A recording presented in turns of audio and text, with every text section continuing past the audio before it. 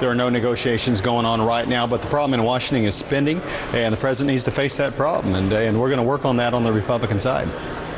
Well, if the president challenged the Republicans to come up with what they have said that they could produce, can you produce that kind of a budget deal that is balanced and that has enough spending cuts, real spending cuts, to balance any tax revenues? Well, I think we need to look at long-term, and that's why the House has passed the budget. We're still waiting on the Senate to pass the budget after 1,350 days. I mean, you need to have that on the table from the Senate side.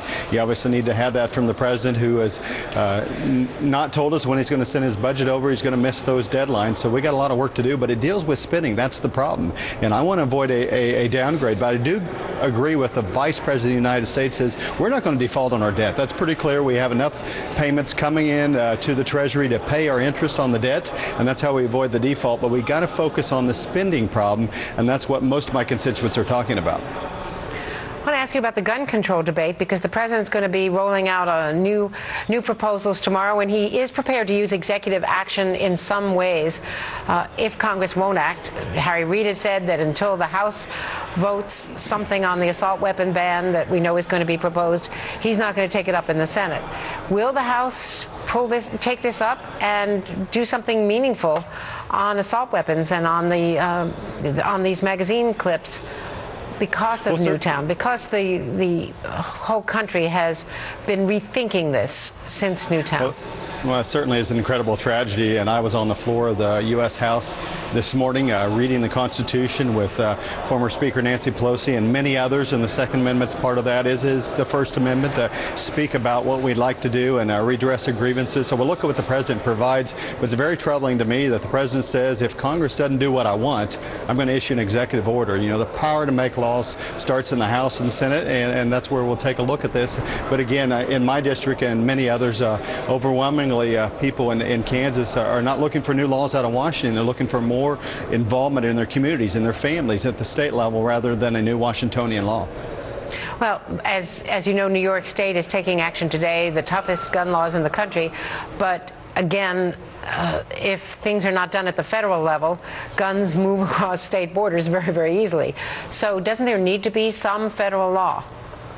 Well, there are obviously plenty of laws, and that's one concern I do have is failure to enforce current laws. Unless we're going to enforce the current laws on the books, and that starts with the administration, it starts at the state level as well. I mean, it doesn't make sense to pile more laws on top of it. And the numbers we've seen is a declining law enforcement of our current gun laws, and that starts with the administration, moves on down. And I think Republicans, Democrats can agree on that let's look at the enforcement, see if we're following through on the other laws we pass, because there's this tendency in Washington, let's say, hey, let's pass a new law when the problem is lack of enforcement of current gun laws. I think that should be part of the debate. Well, of course, the gun law loopholes, which no amount of enforcement would change that unless something is done to actually close those loopholes. Let me play a little bit of what two of the mothers in Newtown from Sandy Hook Elementary who lost their children had to say about this yesterday. This is a promise to have the conversations on all the issues, conversations where listening is as important as speaking, conversations where even those with the most opposing views can debate in goodwill. This is a promise to turn the conversation into actions. Things must change. This is the time.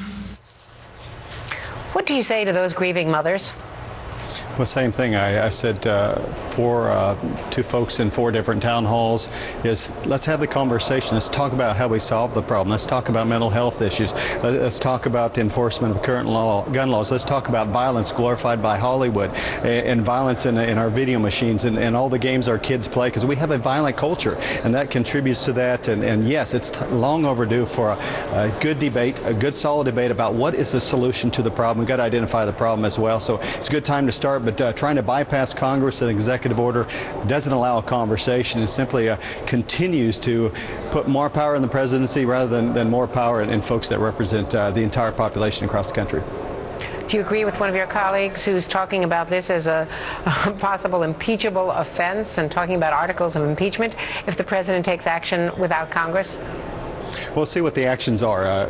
Presidents, long before the current president, have used executive orders and have done that in a way that folks have argued might have bypassed the constitutional authority of Congress. It just depends on what he plans on doing. But again, he has it in his power today to step up enforcement against current violations of gun laws, and I would encourage him to do that. I would encourage the Justice Department to present some proposal by which they're going to do that. If they need additional resources to enforce current gun laws, come to us with that proposal in your budget, and hopefully next month they'll have some extra real concrete proposals to step up the enforcement of current gun laws. Thank you very much, Congressman. Thanks for being with us today.